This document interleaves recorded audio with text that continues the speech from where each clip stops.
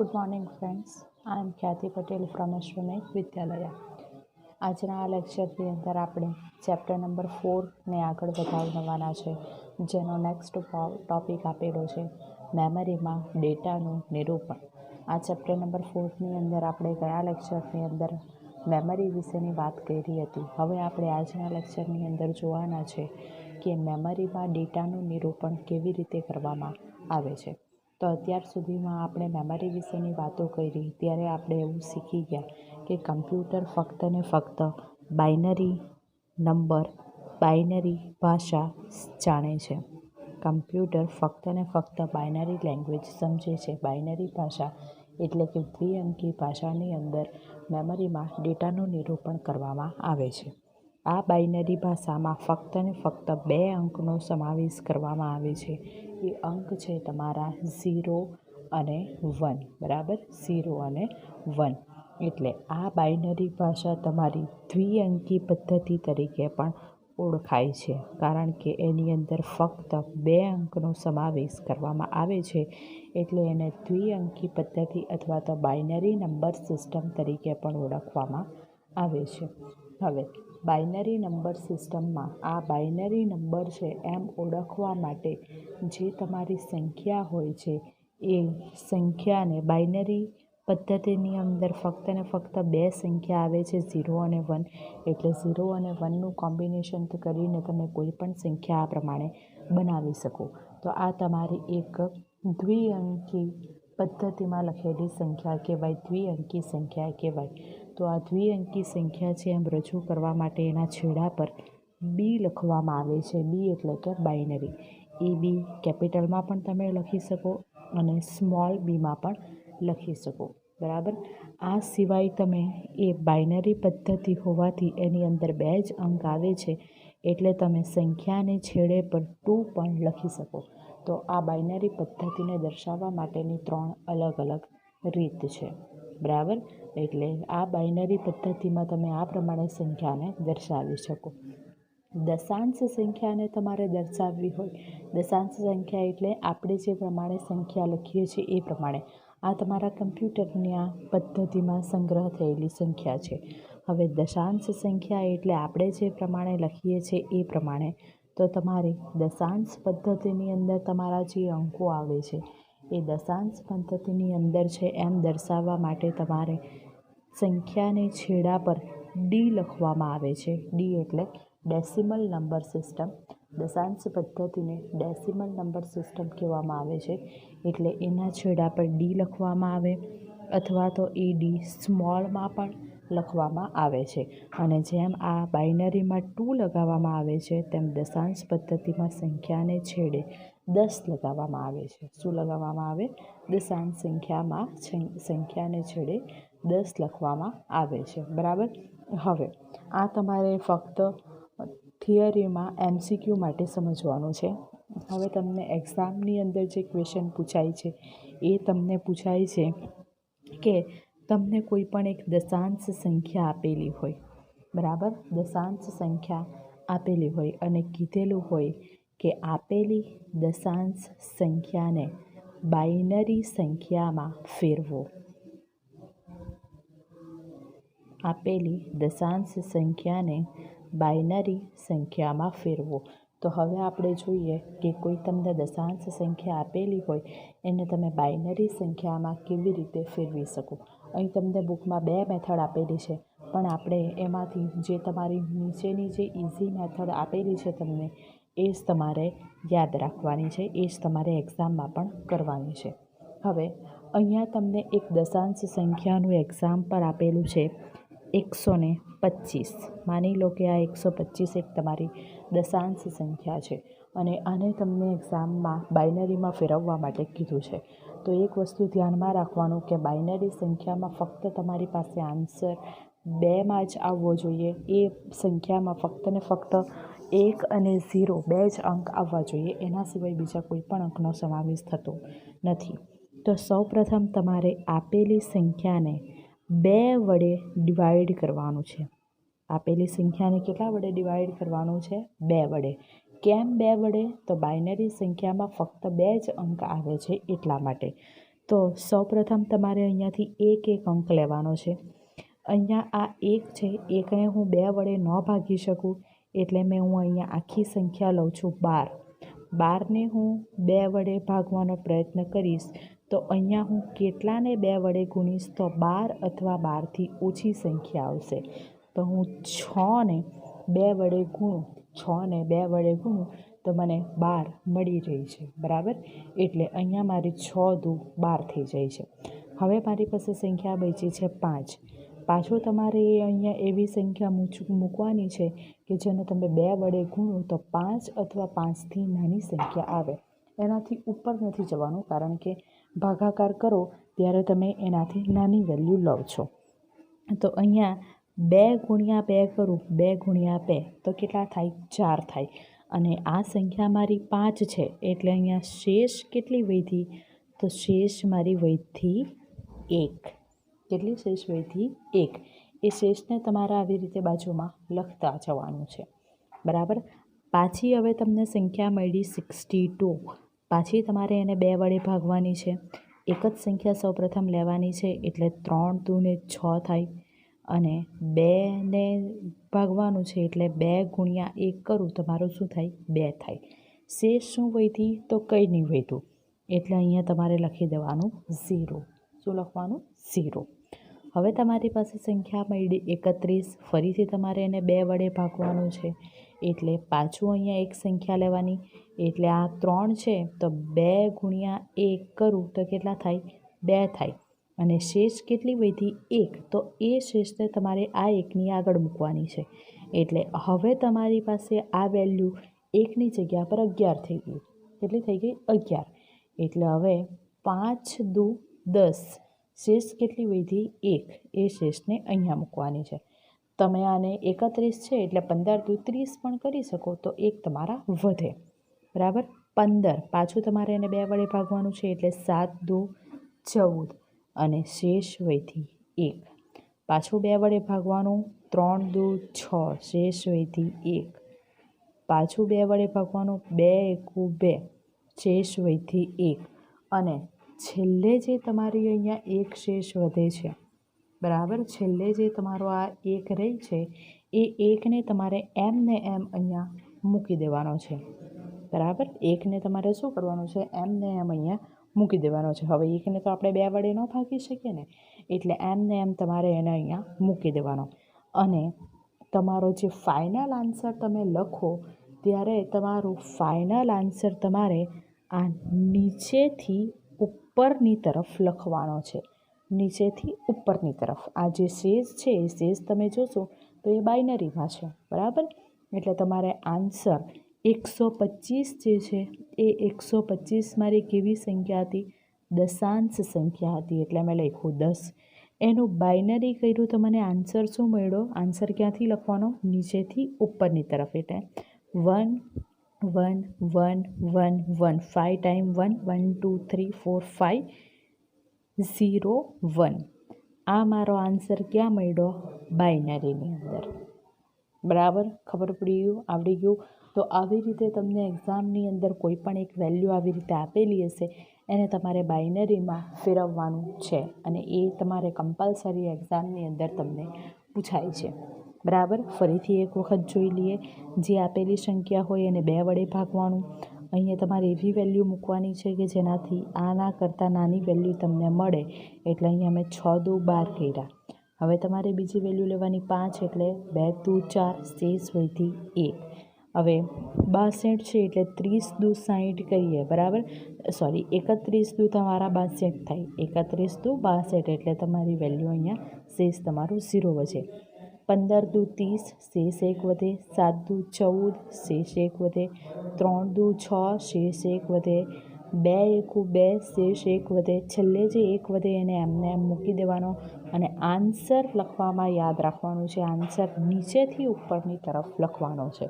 તો આ તમારો શું કહેવાશે? આન્સર કહેવાશે. બરાબર. આ તમારો શું કહેવાશે? આન્સર કહેવાશે.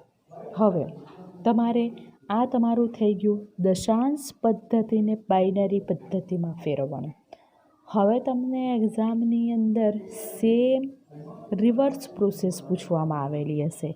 એટલે બાઇનરી સંખ્યાને, હવે તમને બાઇનરી સંખ્યા આપેલી હશે અને એ બાઇનરી સંખ્યાને દશાંશ સંખ્યામાં ફેરવવા માટે કીધું હશે. હવે તમને કઈ સંખ્યા આપેલી હશે?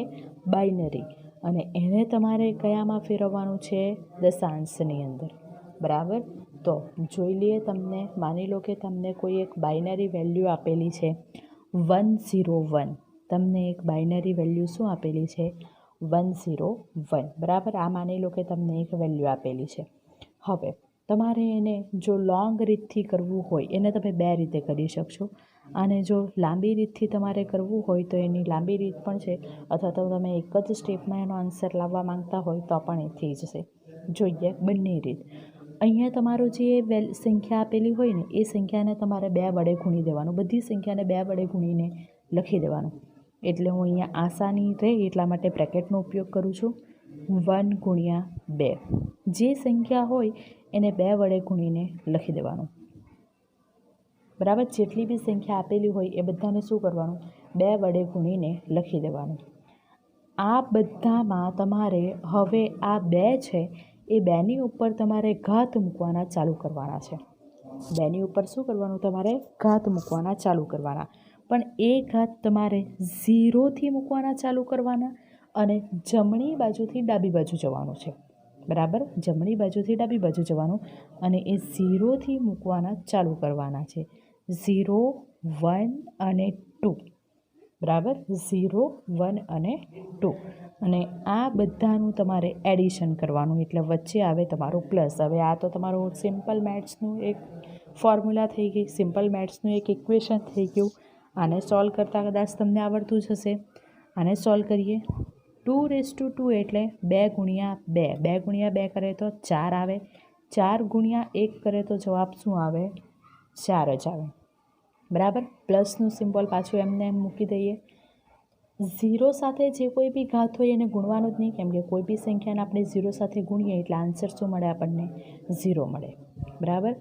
પ્લસ અહીંયા તમારે એક યાદ રાખવાનું છે, એક તમારી નોટ કરીને તમારે યાદ રાખવાનું છે. ઘણા બધા વિદ્યાર્થી આની અંદર ભૂલ કરે છે. 2⁻0 હોય, 2⁻0 = 1. 2⁻0 = 1. એટલે અહીંયા 2⁻0 = 1. 1 × 1 શું થાય? 1 થાય. બરાબર. એટલે હવે તમારો 4 + 0 + 1 આન્સર શું આવ્યો? 5 આવ્યો. શું આવ્યો? 5. છેલ્લે લખવાનું કેવી રીતે? તો 101 તમારું બાઇનરીમાં છે અને આ જે 5 આવ્યો છે એ તમારો ડેસિમલમાં છે. બરાબર. આ રીતે લખવાનું છે. આ તમને એક્ઝામમાં પૂછાય જ છે. આ તમારે લાંબી રીત છે. હવે અહીંયા જે આપણને વેલ્યુ મળી છે ને, આ વેલ્યુ, આને આપણે કન્વર્ટ કરીને જોઈએ કે આપણને 125 મળે કે ન મળે. બરાબર. એટલે માની લો આ તમારું પહેલું એક્ઝામ્પલ છે. માની લો કે તમને આ વેલ્યુ આપેલી હોય, કઈ? 1 1 1 1 1 0 અને 1. બરાબર. 5 ટાઈમ 1 છે, 0 અને 1. આ વેલ્યુ તમને આપેલી હોય અને એને કીધું હોય કે એને તમારે બાઇનરીમાં ફેરવવાનું છે. આન્સર આપણને ખબર છે શું મળવા જોઈએ? 125 મળવા જોઈએ. હવે આમાં તમને શોર્ટકટ બતાવું છું. હવે તમને એક્ઝામમાં આવું આપેલું હોય ને તો આને આ સ્ટેપ જે છે ને એને તમે ઇગ્નોર કરી શકો. ડાયરેક્ટલી આના પર જ તમારે ઘાત મૂકવાના ચાલુ કરી દેવાના. અને એ ઘાત જ્યારે મૂકો ત્યારે ક્યાંથી મૂકવાના ચાલુ કરવાના? 0થી. 0, 1, 2, 3, 4, 5 અને 6. બરાબર. હવે તમારે આને લખતા જવાનું. આ 2⁻6 કહેવાય. આ શું કહેવાય? 1 એટલે 1 તો 1ને તો ગુણવાનું છે, પણ આ જે પ્રમાણે લખ્યું ને 2ની 2 ઘાત આવી, તો આ 2ની કેટલી ઘાત કહેવાય? 6 ઘાત કહેવાય.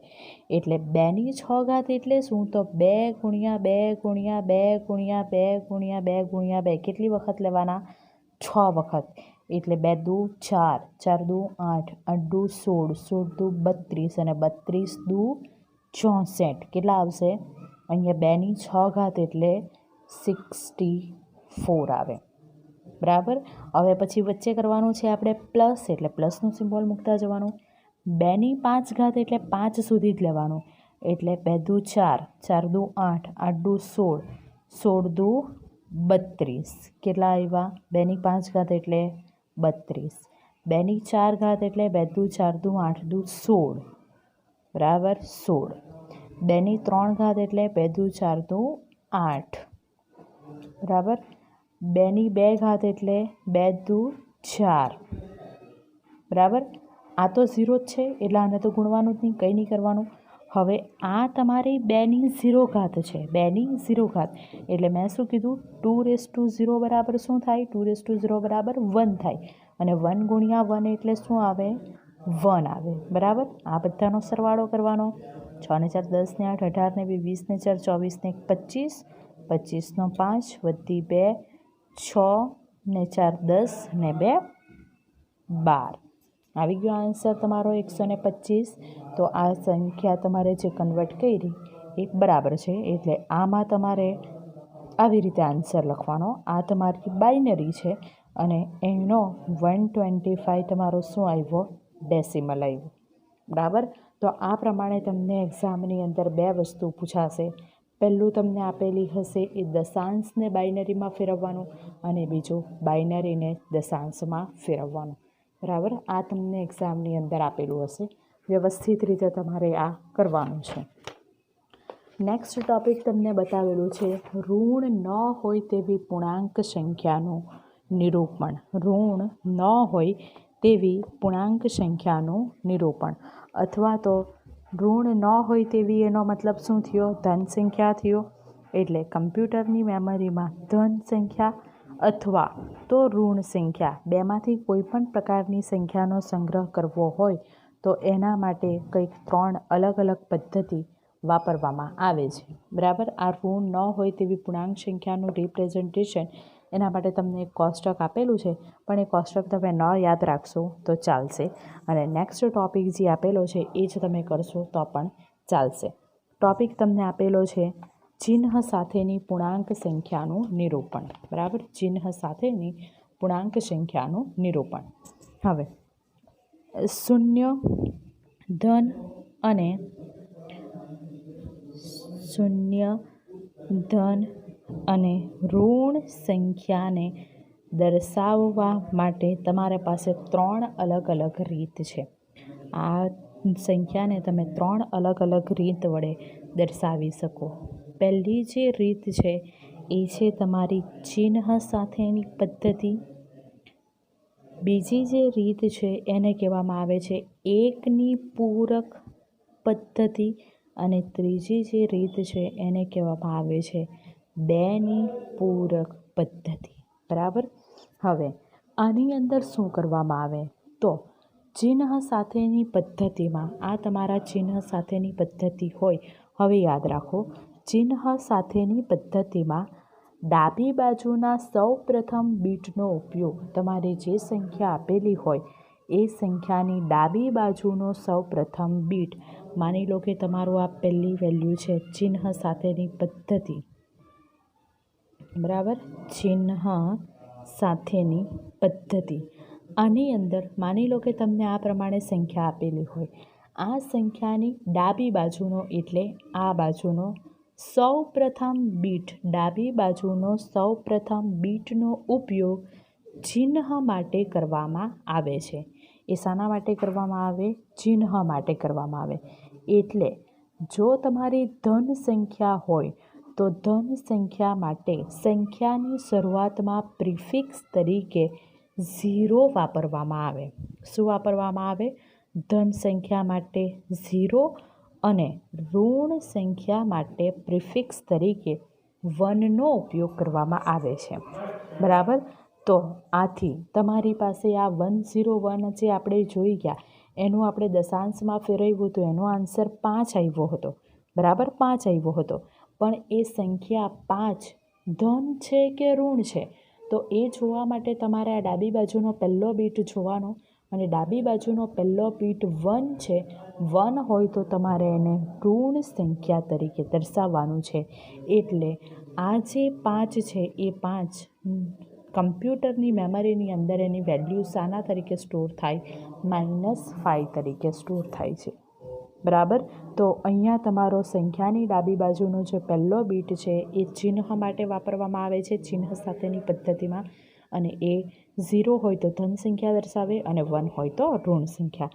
અને આ જે પહેલો બીટ છે ને એ પાછળથી આવશે, એને MSB તરીકે ઓળખવામાં આવે. એને શું કહેવામાં આવે? MSB.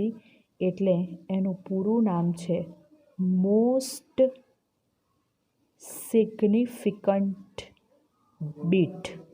અને શું કહેવામાં આવે? મોસ્ટ સિગ્નિફિકન્ટ બીટ તરીકે ઓળખવામાં આવે છે.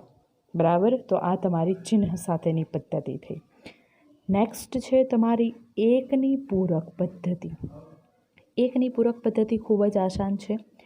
એકની પૂરક પદ્ધતિમાં શું કરવામાં આવે? તો આ એકની પૂરક પદ્ધતિમાં 1ને 0માં અને 0ને 1માં ફેરવવામાં આવે છે. બરાબર. આમાં શું કરવામાં આવે છે? જે સંખ્યા આપેલી હોય એમાંથી 1ને 0માં ફેરવવાનું અને 0ને 1માં ફેરવવાનું. એટલે 1 0 1 આપેલી હોય તો એનો આન્સર તમારે શું લખવાનો? 0 1 0. બરાબર. 1ને 0માં અને 0ને 1માં. હવે કમ્પ્યુટરની મેમરીમાં સંખ્યાને રજૂ કરવા માટે આ બેની પૂરક પદ્ધતિ સૌથી વધુ પ્રચલિત છે. બરાબર. આ તો તમારી એકની પૂરક પદ્ધતિ થઈ, પણ હવે કમ્પ્યુટરની મેમરીમાં જો તમારે સંખ્યાને રજૂ કરવી હોય તો એના માટે તમારી શાની પૂરક પદ્ધતિ વપરાય છે? બેની પૂરક પદ્ધતિ સૌથી વધુ પ્રચલિત છે. ઓકે. હવે જોઈએ કે બેની પૂરક પદ્ધતિમાં શું કરવામાં આવે. તો બેની પૂરક પદ્ધતિ, એનું નામ બેની પૂરક પદ્ધતિ કેમ કીધેલું છે? તો આમાં તમારે 2 સ્ટેપ પરફોર્મ કરવાના છે. બરાબર. આમાં તમારે કેટલા સ્ટેપ પરફોર્મ કરવાના છે? 2. એટલે તમારી પહેલું સ્ટેપ તો આ જે પદ્ધતિમાં એકની પૂરક પદ્ધતિમાં છે એ સેમ રહી, એટલે 1ને 0માં અને 0ને 1માં ફેરવવું. એ તો તમારું પહેલું સ્ટેપ તો સેમ રહી.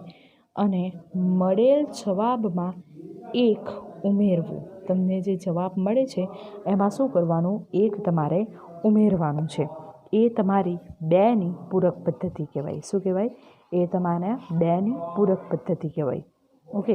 હવે જોઈએ બેની પૂરક પદ્ધતિની અંદર કોઈ એક એક્ઝામ્પલ. માની લો કે તમને આ એક્ઝામ્પલ તરીકે સંખ્યા આપેલી હોય 101. બરાબર. તો તમારે એનું પહેલું સ્ટેપ, પ્રથમ સ્ટેપ શું કરવાનું છે? 0ને 1માં ફેરવવાનું અને 1ને 0માં. એટલે તમારું આ પહેલું સ્ટેપ થઈ ગયું. અને જે સંખ્યા મળે છે એમાં શું કરવાનું? +1 એડ કરવાનું. એટલે 0 + 1 1. આ 1 તો એમ જ રહી અને આ 0 એમ જ રહી. તો આ તમારો આન્સર થઈ ગયો. બરાબર. હવે માની લો કે તમને કોઈક એવી સંખ્યા આપેલી છે અહીંયા 0 1 0. આ સંખ્યા એક બીજું એક્ઝામ્પલ છે. આ તમને આપેલું છે. હવે આમાં તમારે પહેલું સ્ટેપ એને 1માં ફેરવવાનું, 0ને 1માં અને 1ને 0માં. એટલે તમને સંખ્યા મળી 101. એમાં તમારે 1 એડ કરવાનું એમ કીધું. બરાબર. હવે તમારું કન્ફ્યુઝન અહીંયા 1 + 1 એટલે અહીંયા 2 નહીં લખવાનું. કેમ? તો તમારી આ બાઇનરી નંબર સિસ્ટમમાં 2 નહીં આવે. બરાબર. એની અંદર શું આવે? બાઇનરી નંબર સિસ્ટમની અંદર ફક્ત 0 અને 1 જ આવે. એટલે અહીંયા 1 + 1 કેવી રીતે? 1 + 1 શું થાય? તો 1 + 1, તો અહીંયા તમારે 1 + 1 એટલે અહીંયા તમારે એક 0 મૂકવાનો અને એક 1ને અહીંયા કેરી ફોરવર્ડ કરવાનો. બરાબર. 1 + 1 એટલે એક 0 ત્યાં મૂકવાનો, સોરી એક 1 અહીંયા મૂકવાનો. બરાબર. 2 1 થાય ને? 1 + 1 2 એટલે એક 1 અહીંયા મૂકવાનો અને એક 1 કેરી ફોરવર્ડ. 1 + 0 1 અને આ તમારો 1. ઓકે. તો આ પ્રમાણે તમારે બેની પૂરક પદ્ધતિમાં ઉમેરવાનું છે. અને જે સંખ્યા મળે એને તમારે નીચે વ્યવસ્થિત રીતે લખવાનું છે. બરાબર. તો આ થઈ ગઈ ચર્ચા તમારી શૂન્ય, ધન અને ઋણ સંખ્યાનું નિરૂપણ. નેક્સ્ટ છે તમારું અપૂર્ણાંક સંખ્યાઓનું નિરૂપણ. બુકમાં જોઈ લે. અપૂર્ણાંક સંખ્યાઓનું નિરૂપણ કરવાની રીત કમ્પ્યુટરની અંદર એને ફ્લોટિંગ પોઈન્ટ નંબર રિપ્રેઝન્ટેશન કહેવામાં આવે છે. શું કહેવામાં આવે છે? Floating point number representation. અને એ ફ્લોટિંગ પોઈન્ટ નંબર રિપ્રેઝન્ટેશન છે એ institute of electrical and electronics engineers આ IEEEનું શોર્ટ ફોર્મ છે. એના દ્વારા તૈયાર કરવામાં આવેલી ટેકનોલોજી છે. બરાબર. હવે આમાં તમારે શું કરવાનું છે? તો આમાં તમારે જે વેલ્યુ આપેલી હોય, જે તમને સંખ્યા આપેલી હોય, એ સંખ્યામાં તમારે જો અહીંયા જે 3 તમને સ્ટેપ સમજાવેલા છે એ તમારે પરફોર્મ કરવાના છે. સંખ્યાની ડાબી બાજુનો પહેલો બીટનો તમારે ઉપયોગ કરવાનો છે મોસ્ટ સિગ્નિફિકન્ટ બીટ તરીકે, MSB તરીકે. એટલે જે સંખ્યા આપેલી હોય એમાંથી પહેલો જો 0 હોય તો તમારી સંખ્યા ધન છે અને 1 હોય તો તમારી સંખ્યા ઋણ છે. એના માટે તમારે એનો ઉપયોગ કરવાનો છે. ધન માટે 0 અને ઋણ માટે 1. એ પછીના ચિહ્ન બીટ પછીના 8 બીટને ઘાતાંકમાં દર્શાવવાના છે. કેટલા બીટ લેવાના? આ ચિહ્નવાળો એક બીટ છોડી દેવાનો. એના પછીના સંખ્યામાંથી 8 બીટ લેવાના છે. એને એક્સપોનન્ટ એટલે કે ઘાતાંક એટલે વડે દર્શાવવાનું છે.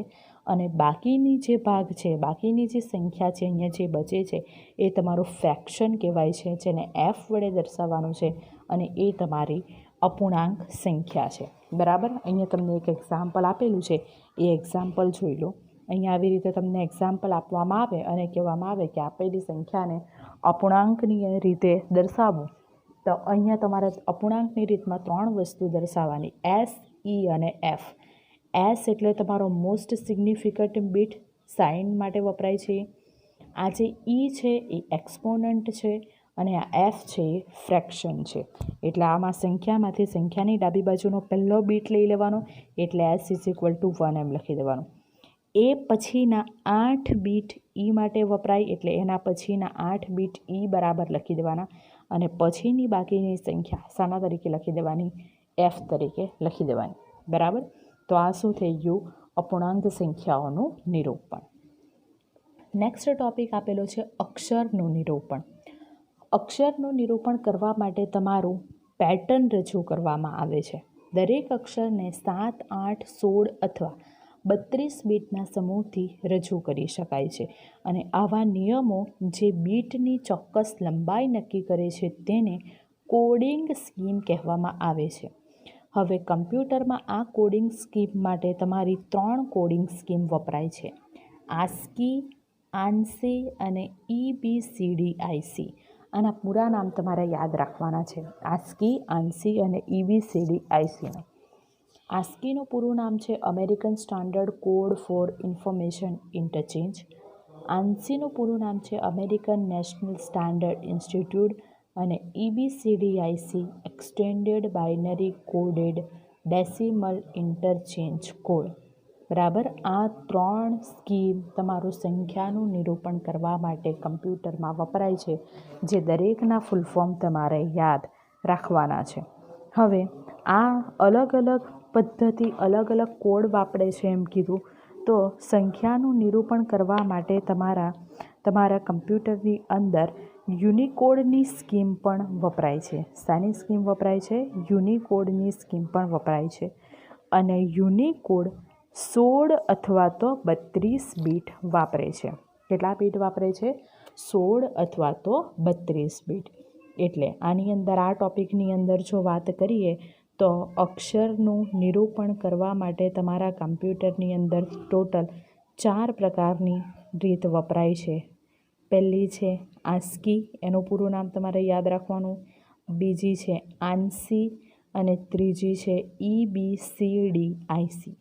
આ સિવાય પણ તમારી એક યુનિકોડની રીત અક્ષરનું નિરૂપણ કરવા માટે કમ્પ્યુટરની અંદર વપરાય છે, જે 16 અથવા તો 32 બીટનો ઉપયોગ કરે છે. બરાબર. આટલું તમારે યાદ રાખવાનું છે.